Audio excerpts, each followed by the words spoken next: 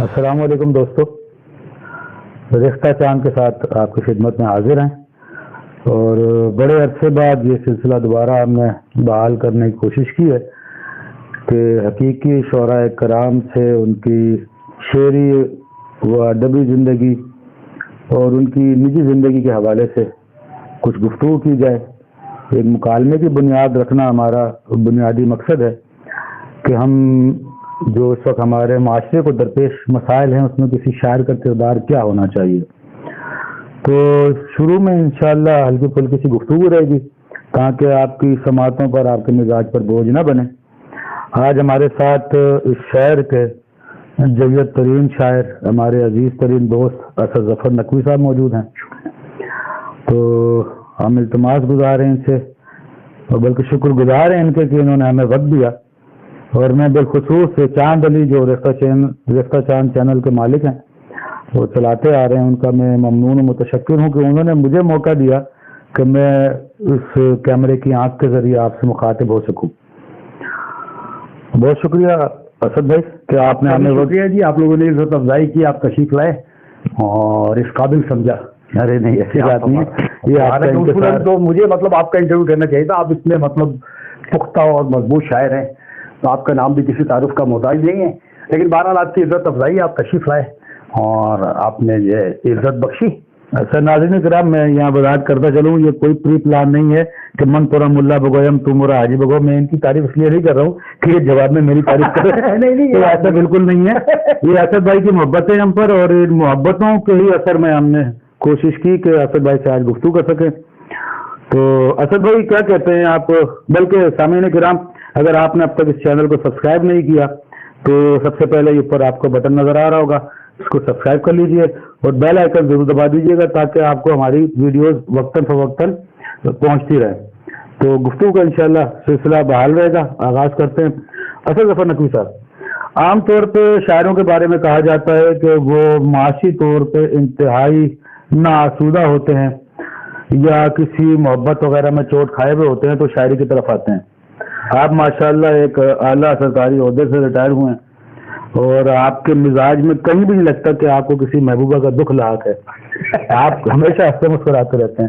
تو کیا وجہ تھی کہ آپ شاعری کی طرف آئے؟ نہیں، وجہ تو اصل میں یہ نہیں تھی، ایکچولی وہ ہماری نوجوانی کے زمانے میں، یعنی ہم لوگ، ہمارا جو گھر تھا، ہمارا پرٹیکولرلی ہمارا جو گھر تھا وہ بڑے معاشی مسائل کا شکار تھا، اور یعنی بڑی جس کو کہتے ہیں نا اسرت حالی تھی ہمارے یہاں، اور بہرحال ہمارے ماں باپ کی نیکیاں تھی، وہ کسی نہ کسی طرح انہوں نے گاڑی کو کھینچ کھانچ کے ہم سب کو پڑھایا لکھایا، پال پوس کی جوان کیا، اور کوئی ہمارا مطلب ایسا کوئی وہ بھی نہیں تھا کوئی ایسی سفارش یا کچھ، جو بھی ہمارا بھائی مطلب جس بھی عہدے پر پہنچا یا میں پہنچا تو وہ سب اپنی محنت کے ذریعے سے اور اپنی ہی جد و جہد کے ذریعے سے ماشاءاللہ وہ اس عہدے تک پہنچے۔ تو میں بھی بہرحال سرکاری محکمے میں تھا، اس کے بعد پھر میں نے میرے خیال سے 88 میں نے کمیشن کلیئر کیا، اس کے بعد پھر میری پوسٹنگ وہیں حیدرآباد سے میرا تعلق ہے، میری جوانی اسکول کالج یونیورسٹی سب حیدرآباد سے تعلق ہے۔ حیدرآباد پاکستان؟ جی حیدرآباد سے، حیدرآباد سے وہ میرے گھر والوں کو، میرے ظاہر فیملی کا تعلق تو لکھنؤ سے۔ اچھا ماشاءاللہ۔ اور لیکن یہ کہ میری پیدائش کیونکہ حیدرآباد کی ہے تو میں اپنے آپ کو حیدرآباد سے ظاہر میں جوڑتا ہوں اپنا تعلق، وہیں میری سب ایجوکیشن تھی، وہیں تعلیم کی، سب کچھ وہیں تھا، سب مطلب ہے کہ ظاہر ہے شروع کے جو نوکری کے میرے 6 سال 7 سال ہیں وہ بھی وہیں حیدرآباد میں تھے۔ اس کے بعد پھر میری 95 میں یہاں پوسٹنگ ہو گئی کراچی، تو پھر میں جب سے اب تک کراچی میں ہی مقیم ہوں، اور شاعری تو میں اپنی نوجوانی میں بھی کیا کرتا تھا۔ جی میں نوجوانی میں کرتا تھا، یہ شاعری ہماری جینیٹک پرابلم ہے ایکچولی، وہ میرے بھائی پرابلم اچھا آپ نے کہا، شاعری کیا کہنا ہے، واہ واہ واہ واہ واہ۔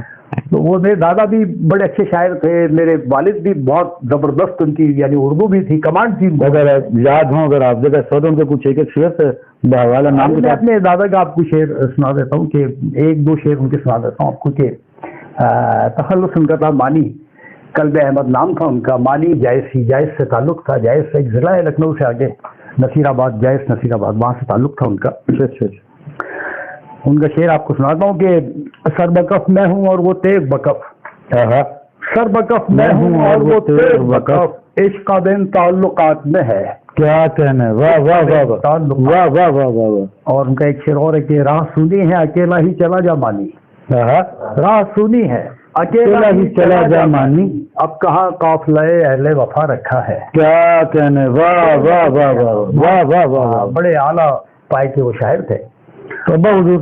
میرے والد جو تھے وہ زبردست اردو تھی ان کی، یعنی ان کے سامنے کوئی اگر کوئی ذرا سا بھی اگر کوئی غلط لفظ ہم لوگ بھی اگر بول دیتے فوراً ٹوک دیتے تھے، یعنی تلفظ کی اگر غلطی ہو یا کوئی لکھنوی نشست و برخاست آداب وغیرہ پورے گھرانے کا حصہ ہی نہیں. جی جی میرے والد نے ساری زندگی ان کی وضاحت وہی رہی، وہ کرتا پاجامہ ہی پہنے رہے. اور بڑے ادب، بڑا اعلیٰ ادبی ذوق تھا ان کا، بڑا زبردست. میں نے کچھ تصویریں دیکھی ہیں آپ کی دیگر بھائیوں کے ساتھ، آپ جو ہے والد صاحب سے ہر اعتبار سے انتہائی قریب تھے. جی جی میں اصل مجھے چاہتے بھی بہت تھے وہ.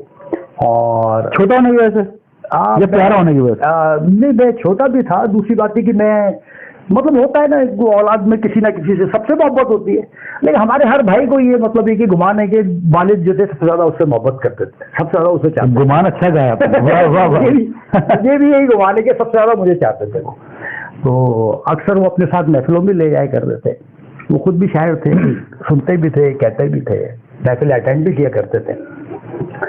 تو اور جو ہے ان کے شعر اگر کچھ والد صاحب ان کے شعر سنا دوں آپ کو کہ وہ جا رہے ہیں بسنت یہ انہوں نے اب مجھے بتایا تھا کہ یہ وہ جب اپنا کسی کبھی آئے ہوں گے کراچی گھومنے پھرنے تو وہ منوڑا سے وہ کیماڑی سے منوڑا جا رہے تھے لانچ پر. اچھا. اور وہ سورج کے غروب ہونے کا منظر تھا.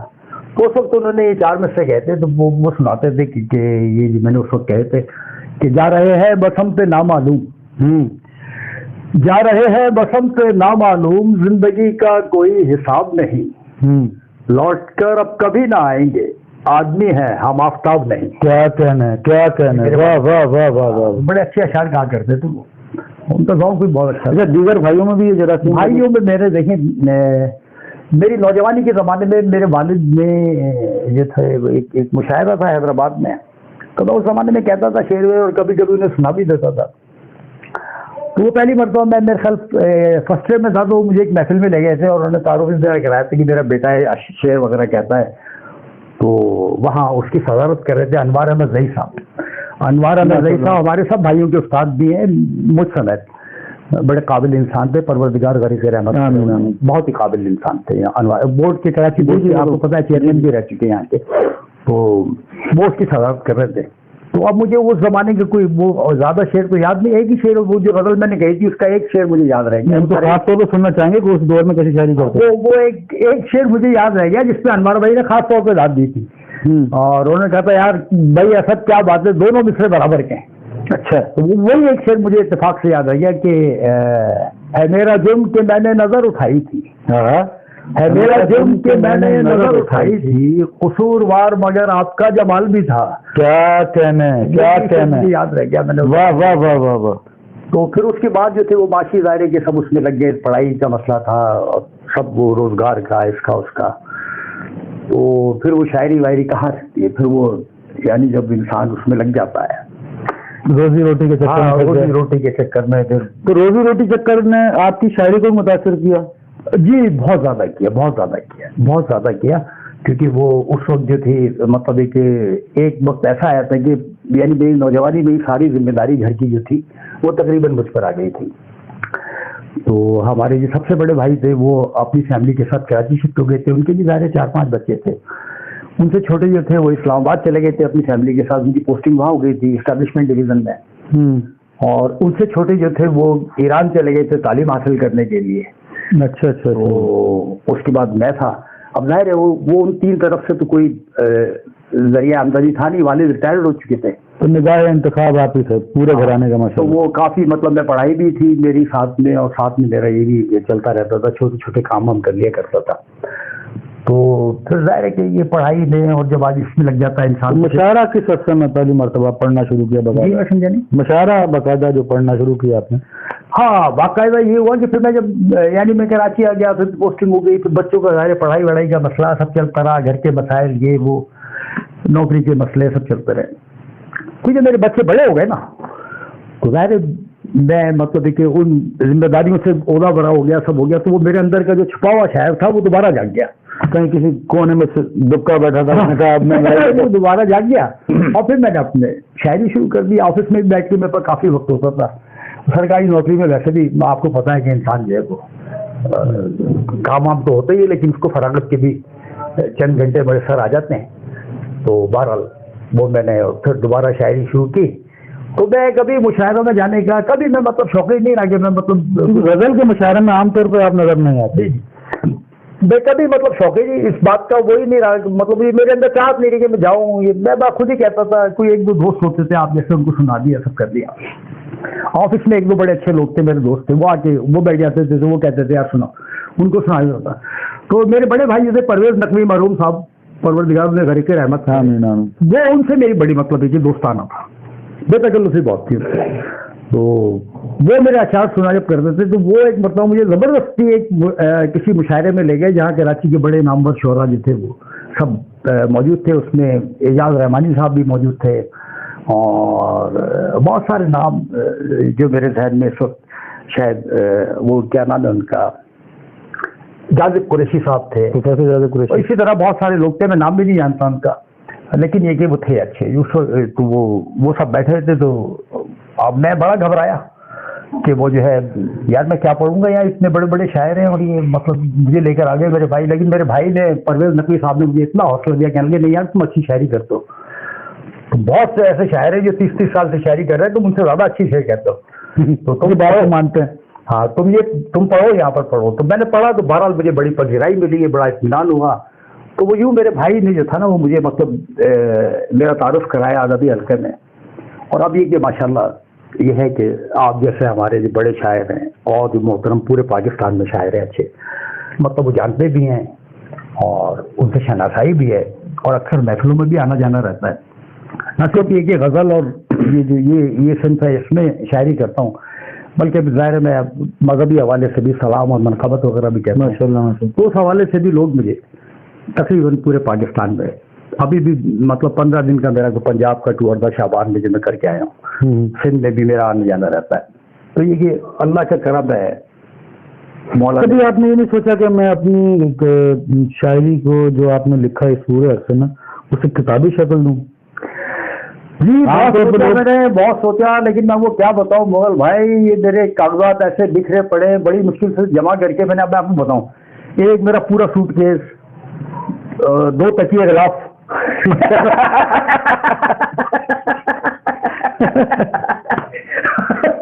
اور دیکھیں سوٹ کیس تک بات ٹھیک تھی، لیکن جب آپ نے تکیے غلاف کہا تو اس سے پہلے سوال ذہن میں بڑھتا ہے سچ باتیں بتانا چاہیے. آپ کی اہلیہ کی طرف سے اجازت ہے وہ تکیے غلاف وغیرہ رکھتا ہوں بھائی اسے یار، وہ تو پتہ نہیں وہ اکثر جاتی رہتی ہے بیٹی سہرانے کے لیے، پتہ نہیں کیا کیا یہ پھینک دو وہاں پھینک دو. جو چیزیں کتابیں پرانی ہو جاتی ہیں یا ایسے جو مذہبی اوراق ہوتے ہیں وہ خواتین کیا وہاں سمندر پہ جا کے وہ ظاہر 80 کے پل سے وہ اس کو سیراب کرتی ہیں نا وہاں، تو میں وہ چھپا کے رکھتا ہوں کہ میرا تکیہ لے جا کے میں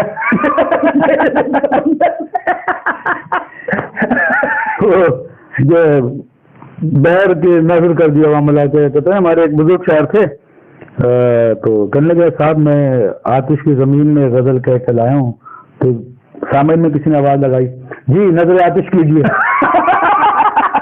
تو یہ دریا بورڈ کرنے والا معاملہ ہو جائے گا. تو یہ اسی طرح وہ رکھے ہوئے خیال تو بہت آتا ہے. میں نے وہ کوشش کی ہے کہ سب کو ایک جگہ پہ جمع کر کے پھر وہ کتابت کے لیے دوں، اور پھر ظاہر ہے کہ چند جو اچھے شعراء ہیں ان کو استاد جو ہیں انہیں دوں رائے کے لیے جو صاحب الرائے ہوں، تاکہ وہ اپنا دیکھتے ہیں کہ آپ صاحب الرائے اور صاحب الرائے میں صاحب الرائے کی بات کر رہا ہوں میں، صاحب الرائے تو میں بھی ہوں تو تاکہ وہ اس پر اپنے مطلب کمنٹس وغیرہ دیں، اس پہ کچھ لکھیں، اس کے بعد پھر دیکھتے ہیں کتابی صورت میں انشاءاللہ دیں گے انشاءاللہ. ٹھیک ہے. اچھا سامعین کرام، یہاں ہماری بے تکلف سے گفتگو چلتی رہے گی. پہلا حصہ ہم یہاں مکمل کرتے ہیں اور دوسرے حصے میں انشاءاللہ مسعود بھائی سے کچھ ان کے شعر سنیں گے اور ان پر گفتگو کریں گے. تو ملتے ہیں ایک چھوٹے سے وقفے کے بعد. السلام علیکم.